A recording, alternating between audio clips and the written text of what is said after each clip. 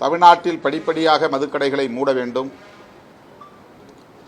2016ஆம் ஆண்டு தேர்தல் அறிக்கையில் திராவிட முன்னேற்றக் கழக அரசு, திராவிட முன்னேற்றக் கழகம்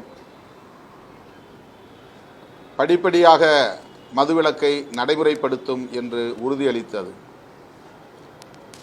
திமுகவுக்கும் மதுவிலக்கு கொள்கையிலே உடன்பாடு உண்டு, அதிமுகவுக்கும் உடன்பாடு உண்டு, இடதுசாரி கட்சிகளுக்கும் மதுவிலக்கு கொள்கையிலே உடன்பாடு உண்டு, விடுதலை சிறுத்தைகள் கட்சிக்கும் மதுவிலக்கு கொள்கையில் உடன்பாடு உண்டு. ஆகவே தமிழ்நாட்டில் உள்ள எல்லா கட்சிகளுமே மதுவிலக்கை வலியுறுத்துகிற போது மதுக்கடைகளை மூடுவதில் என்ன தயக்கம் என்பதுதான் நாம் எழுப்ப விரும்புகிற கேள்வி. நல்ல சாராயத்தால் கள்ளச்சாராயத்தை தடுக்க முடியும் என்கிற வாதம் ஏற்புடையதல்ல. சாராயம் என்றாலே அது கேடுதான். நல்ல சாராயம் என்று எதுவும் இல்லை. சாராயம் என்பதே உள்ளத்துக்கும் உடலுக்கும் தீங்கானது, சமூகத்திற்கும் தேசத்திற்கும் கேடானது. ஆகவே முழுமையான மதுவிலக்கு என்பதுதான் தீர்வாக இருக்க முடியும். அரசாங்கமே மதுபானத்தை விற்பனை செய்தால் கள்ளச்சாராயத்தை கட்டுப்படுத்த முடியும் என்பது ஒரு கற்பனாவாதம். அது எல்லா மாநிலங்களிலும் கள்ளச்சாராயம் புழக்கத்தில் இருக்கிறது. 1-2 மாநிலங்களை தவிர எல்லா மாநிலங்களிலும் அரசு மதுபான கடைகளை திறந்திருக்கிறது.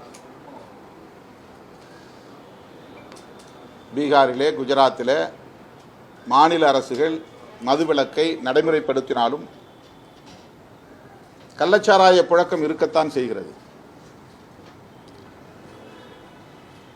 அதற்கு காரணம் அண்டை மாநிலங்களில் மது புழக்கம், அரசு மதுபான கடைகள் இயங்குகின்றன. அதனையொட்டி கள்ளச்சாராயத்தை கட்டுப்படுத்த முடியவில்லை. சாராய விற்பனையிலே அரசு ஒரு தாராளமான நிலைப்பாட்டை எடுக்கிற போது கள்ளச்சாராயத்தை கட்டுப்படுத்துவதற்கு அவர்களால் கவனம் செலுத்த முடிவதில்லை என்பதுதான் நடைமுறை உண்மையாக இருக்கிறது. எனவே நல்ல சாராயம் கள்ளச்சாராயம் என்கிற வாதமே கூடாது. முழு மதுவிலக்கு என்பதுதான் ஒரே தீர்வு என்பதை அனைத்து ஜனநாயக சக்திகளும் ஒருங்கிணைந்து குரல் கொடுக்க வேண்டிய தேவை இருக்கிறது. இதற்கு அரசமைப்பு சட்டமே வழிகாட்டுகிறது.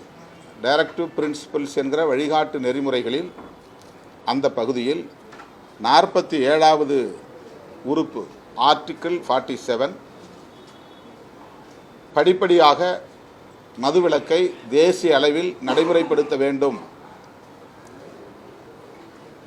என்று வழிகாட்டுகிறது. அதன் அடிப்படையில் 1954 மதுவிலக்கு கொள்கையை வரையறுப்பதற்காக ஒரு கமிஷன் அமைக்கப்பட்டது. அந்த கமிஷன் 1955 பரிந்துரைகளை வழங்கியது. அந்த பரிந்துரைகளின் அடிப்படையில் மாநில அரசுகள் மதுவிலக்கை முழுமையாக ஏற்றுக்கொள்ள வேண்டும்.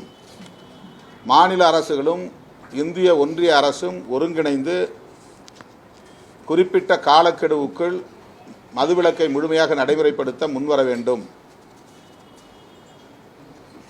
அதற்கான தனி சட்டத்தை இயற்ற வேண்டும் என்று பரிந்துரையில் கூறப்பட்டிருக்கிறது. அந்த பரிந்துரை மிகவும் முக்கியத்துவம் வாய்ந்தவை. 1955 செப்டம்பர் 10, இன்றைக்கு தான் செப்டம்பர் 10, 1955 ஒரு கோயின்சிடென்ஸாக இது அமைந்திருக்கிறது.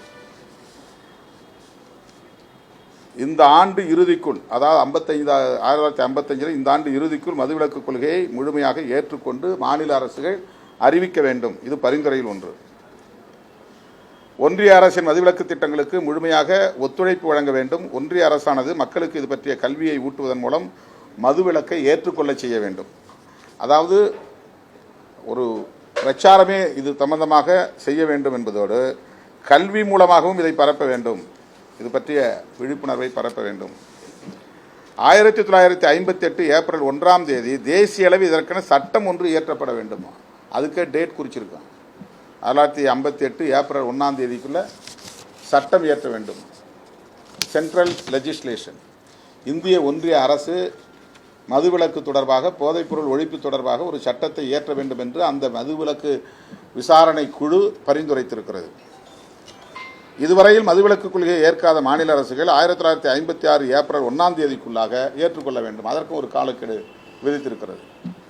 55 கொடுத்த அறிக்கையில் 56 ஏப்ரல் 1க்குள்ளாக எல்லா மாநில அரசுகளும் மதுவிலக்கு கொள்கையை கொள்கை அளவிலே ஏற்றுக்கொள்ள வேண்டும். செய்திகளை உடனுக்குடனும் துல்லியமாகவும் தெரிந்து கொள்ள சப்ஸ்கிரைப் பண்ணுங்க.